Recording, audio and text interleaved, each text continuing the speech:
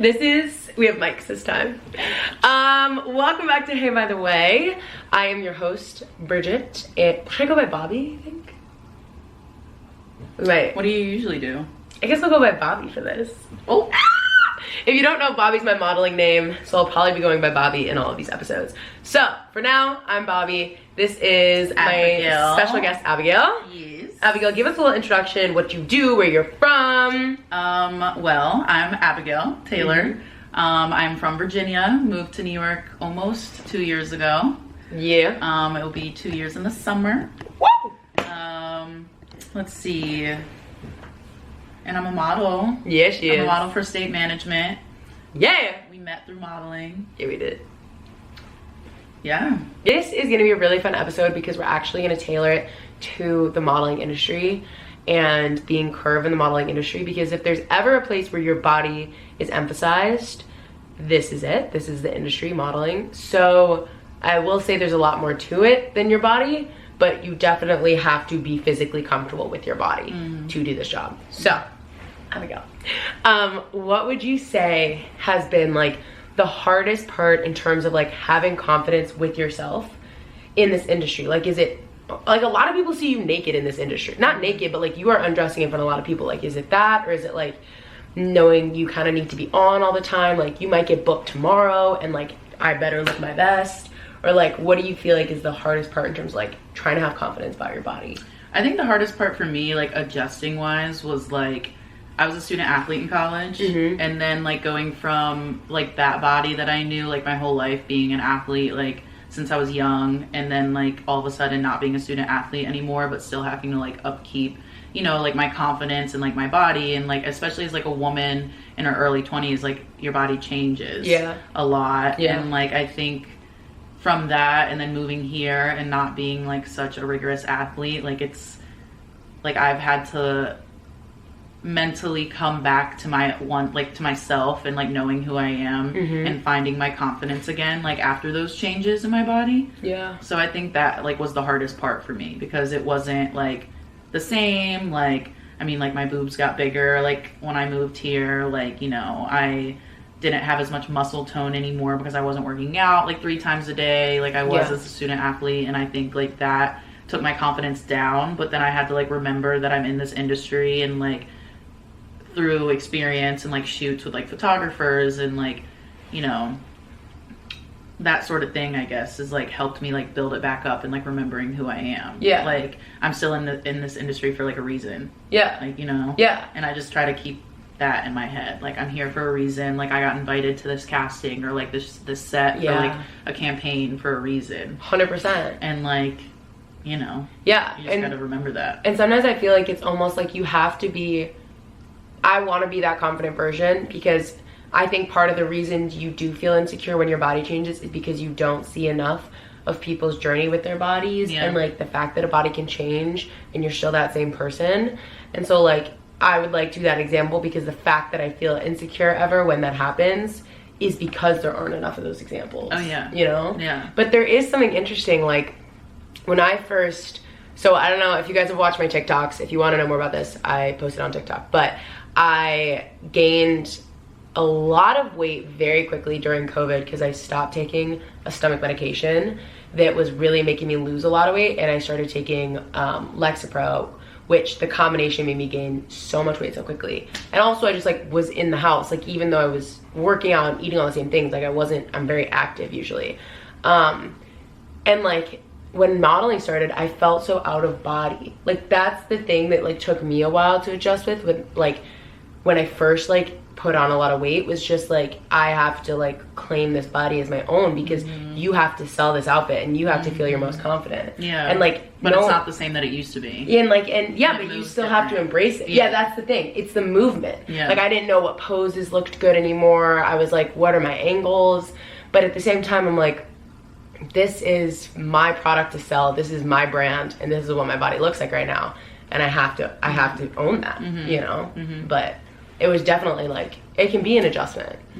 And do you feel like your confidence, like your relationship with your body, is improved by being in modeling, or is kind of hindered? Like, do you feel more pressure in a good way or a bad way? Like, do you feel more empowered or do you feel more pressure? That's an interesting question. Thank you. I feel like a little bit of both. Like, Yeah. I have my days, like, everyone has their days. Everyone has, like, their day where they wake up and they're like, okay. Like, Yeah, baby. And then you have your days where you wake up and you're like, ugh, like, I just want to, like, stay in bed and, like, not do anything. Yeah. Which is normal and, like, a part of being, like, a human. But, like, I don't know. Like, I don't know if I could pick because, like, there's some days where I feel super pressured. And then there's other days where I'm like, no, like, I'm embracing this. Yeah. I don't know. It just depends on where my mental's at, I guess, which is, like, important for your mental health to, like, be steady and strong, especially in this industry. Like, you have to have that. 100%. Yeah. I've learned that. Yeah. I think so much of, like, one thing people don't see is, I don't know if you feel this way, but, like, now that I'm in this industry, I can tell when someone's new or scared or whatever, anything in that camera. You can see every single emotion. And it's so interesting because, like, before you'd be like, you can't tell. Yeah. But I remember I saw this, like, girl posted this video and it was like, I could tell the girl was really uncomfortable through the photos, not in the video. I was like, the shot she's getting. So, like, you literally, like, part of your job is so much mental work. Because you have to be able to, like, own whatever you're given and, like, make it look like you are so confident and feel so confident.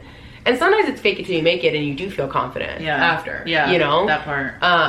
Yeah, because it took me a while. Like, when I first moved here, I remember, like, going to my first, like, couple of castings when I first kind of started modeling. And, like, you know, you never know what you're walking into when you go to a casting, but I would walk into those big castings where it's, like, a big room with, like, chairs and, like, 40 people.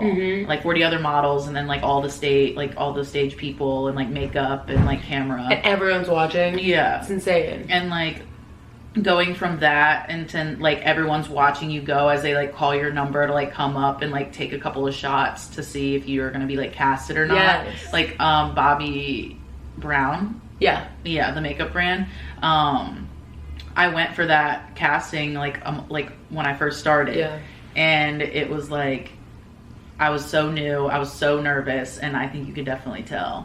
And, like, now I know how to walk into that room and, like, own it. And, like, be like, you want to work with me. 100%.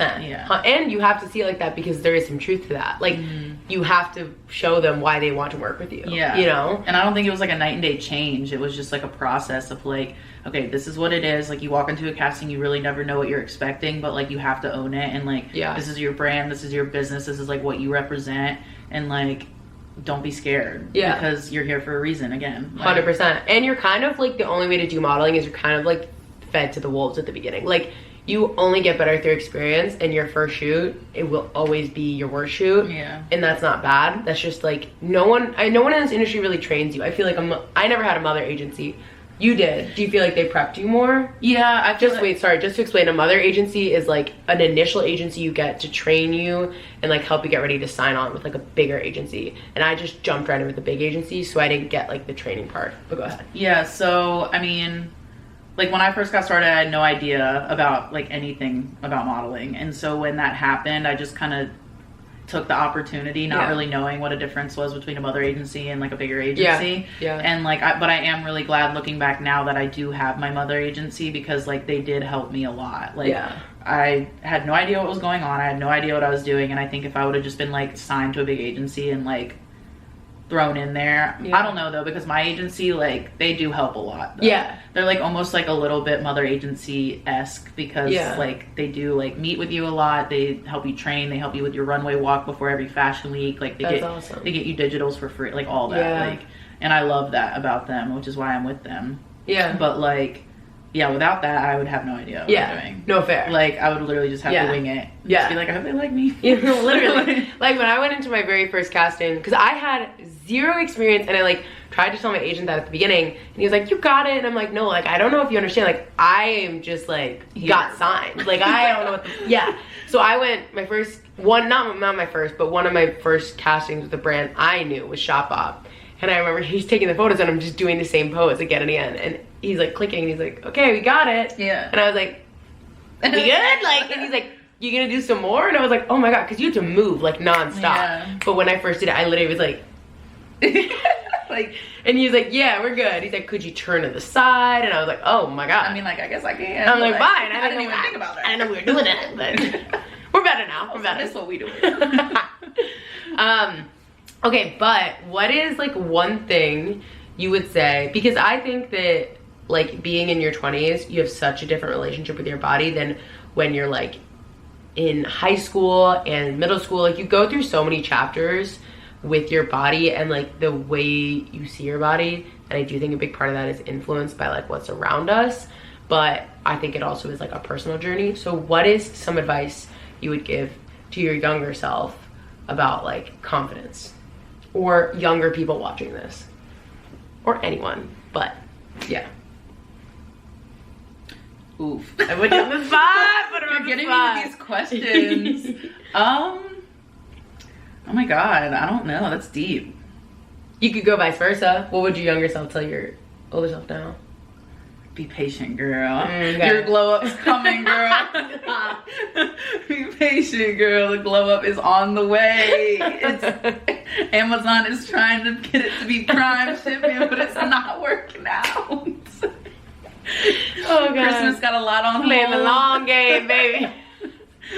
No, but real talk.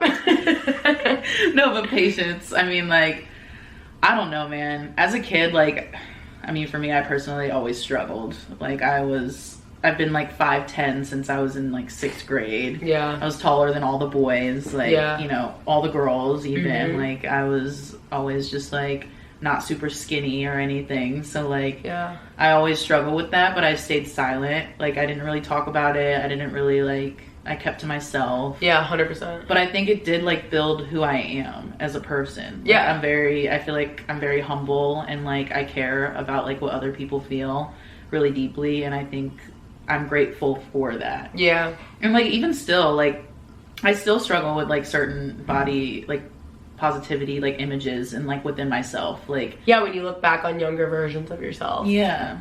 Yeah. And I don't know, advice though, like to my younger self, that's just hard. Yeah. Because I don't know, I was just like, I was such in like a regular motion of just like going to school and going to sports and Yeah. like repeat, Yeah. that I didn't even like think about it. You didn't think about your body as much. Not really. So you'd say you think about it more now.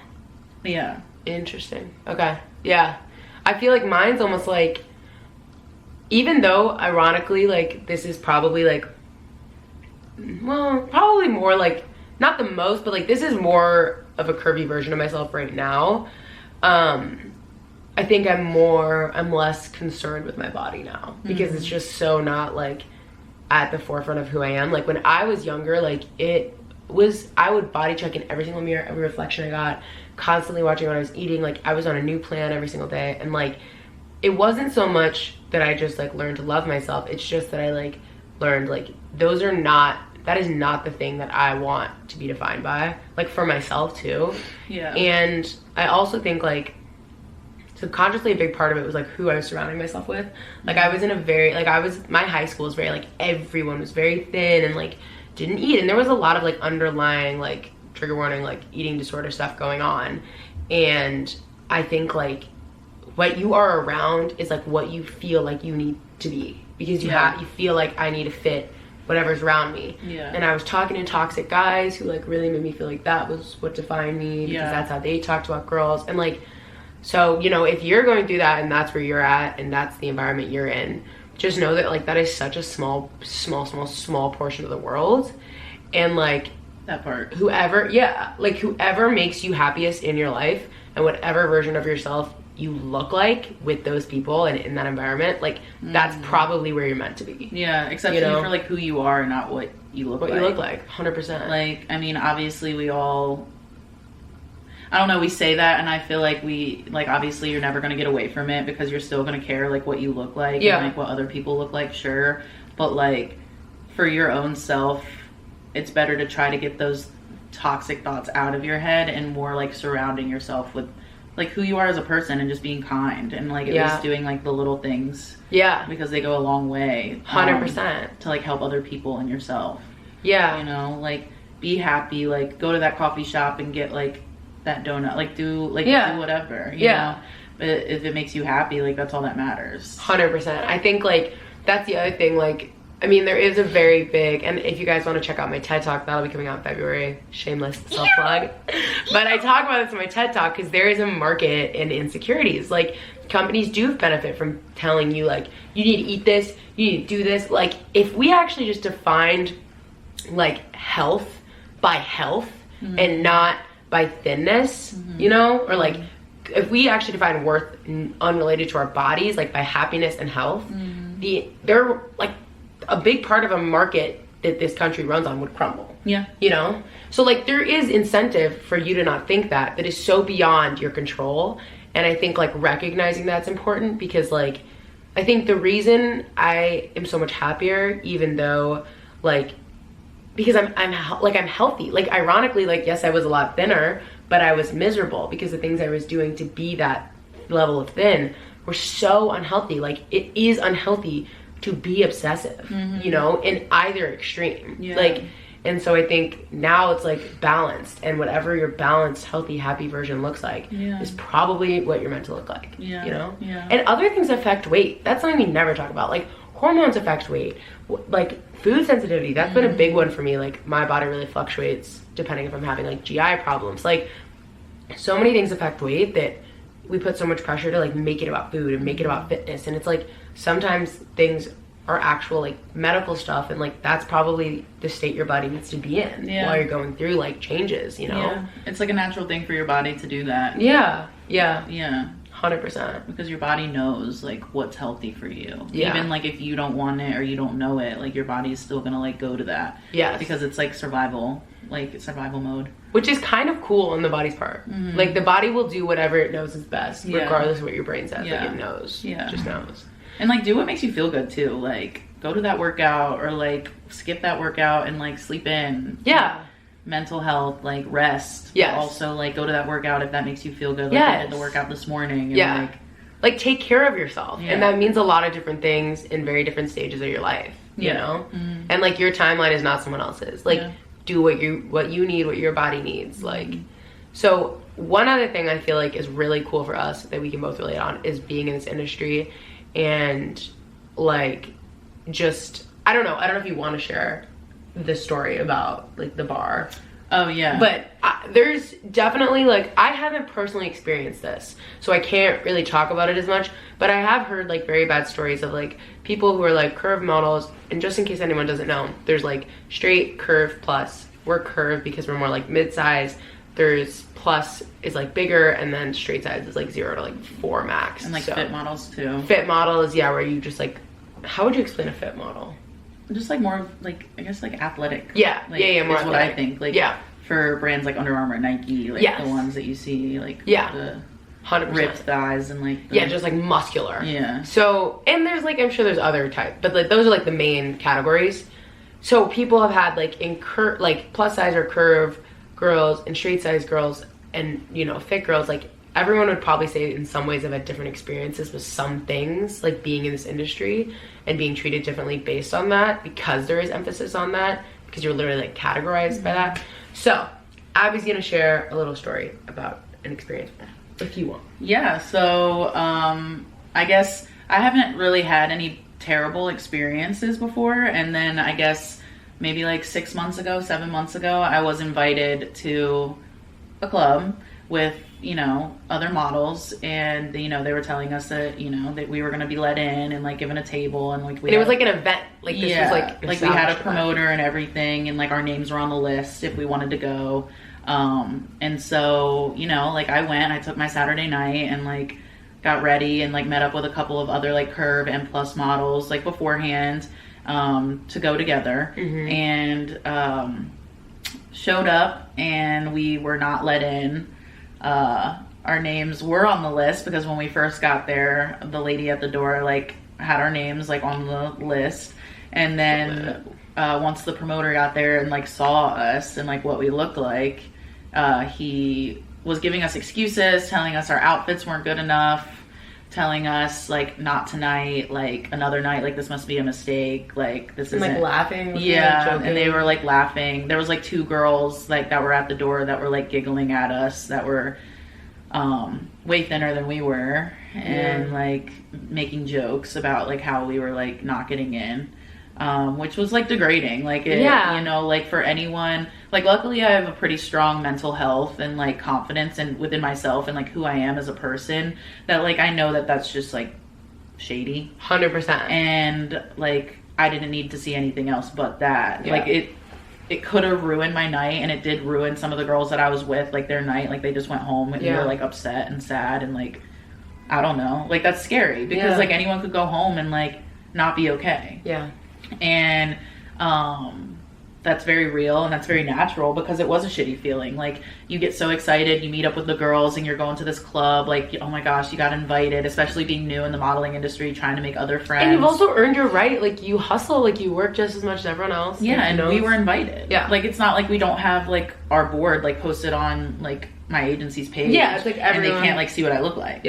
And like we were specifically picked and invited to go, and then when you show up wasting your Saturday night getting ready and like going to dinner beforehand, and like and you feel good, like you feel like I got like, ready, I feel confident. My outfit poppin'. I know it was poppin'. And I had heels on, everything, and they wanted to tell us that, oh, we weren't dressed up enough, or oh, like you're not dressed up enough, but this girl behind you, like she's way too like slutty, like is what he said.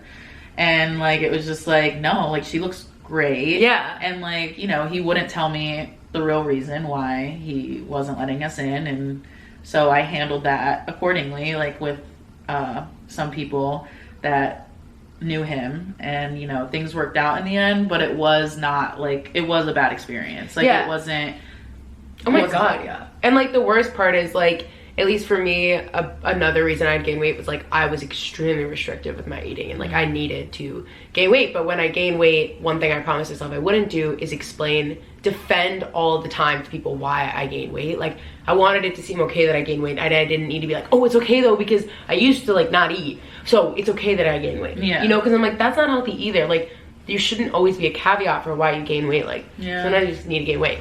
So like let's say like you were going through that and you had like finally come to like a healthier version of you, and this man like literally discriminates against you because of your size. Like that is just like beyond. And even not even that, like that just feels like horrible. No, I mean, like let alone like you might actually be going through something, or you're just unstable, or you don't feel like, or you feel insecure, like whatever it is, or you just like were feeling good and this man ruined your night. It's like I mean I was like, I felt like I said, I thought my fit was great. I thought I looked great. Like it was all black moment, heels, everything. My hair looked good. And it's like, why do you deserve to not have a good night because of your size? Like that is just... Luckily the night turned around and like ended up being a great night, because I like ran into some of my friends who were like they like went in and they were like, there's literally nobody even in there, because that was another thing he was telling us, is that it was full and that it was like too packed in there. And then like some of my friends, straight models who did get in, they like came back out and they were like, no, we're leaving, like there's literally like 3 people in there. And I was just like, so they're lying. Like the reason that they're not letting us in is so obvious. And like they're hearing all of this and like still standing there and not even apologizing. And like I gave them opportunities to say that they were sorry, and they didn't even they didn't even care. It's just nuts. It's just like there is still that in this world, and even in our it's just industry. Embarrassing. It's like really, like, really, like, and the fashion world is so small, like everyone knows everybody, to be honest. And like there is a lot of people in it, but it is still so small.